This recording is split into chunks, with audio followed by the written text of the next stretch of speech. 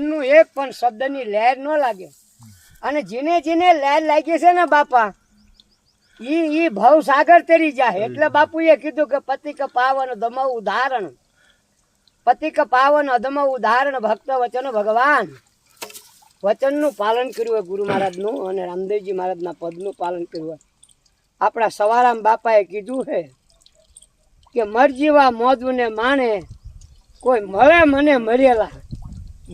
મરેલા કોને કહેવાય? જેને ભાવ નથી, જ્ઞાન નથી, કોઈ વસ્તુનું આચરણ પાલન નથી. અને મરજીવા મળી જા, માન મોટા પભે માન તજીને આવી જા આંધળા. ફોગડ ફંદાની માય ફસાયો સિદ્ધને નિજ ધર્મ. માને મોઈન મોટે પે નહીં હાથે પોરાન. સમજ્યા?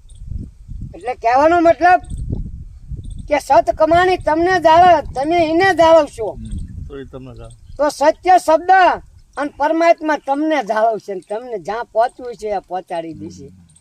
પણ મને તો એવું મારા ભાઈલા દેખાય છે કે ગુરુ મહારાજની મરજી હોય ને તો હાથમાં પતાળ પડ્યો હોય ને, અને કદાચ ખોખરે જ નો હીરો હોય ને, અને સાચો બનાવો ને તો ઘડી ઘડી અને બનાવી દે. અને એવા ટપલા મારે ને એવો ઘણ મારે ને યારણ ઉપર રાખે.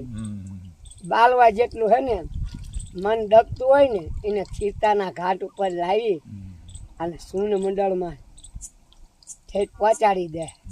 શું પણ શૂન્યમાંથી સર્જન કરવું હોય તો સદગુરુ શબ્દને કોઈ પણ આજે ભૂલતા નહીં. કા કે શૂન્યમાંથી સર્જન, જેની સવારામ બાપાએ કીધું હતું કે મેં હે ને મારા બાપને હું ઓળખતો નથી, મારા બાપને તો હું ગોતવું છું. પણ ફૂલગઢ સ્વામી મહારાજના પ્રતાપે અને સદગુરુ મહારાજના પ્રતાપે ત્રિવેદીના તાપને ઉજવી નાખ્યું ને સવારામ બાપાએ.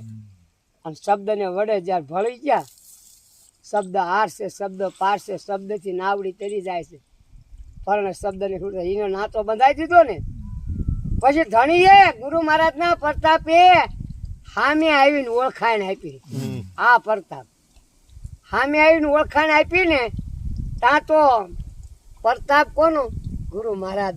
અને આજે તમે વિચાર કરો કે પીપળી પેલા ધજા નેજો ચા સડે સવારામ બાપાના ગુરુ છે ફૂલગઢ સ્વામી મહારાજ.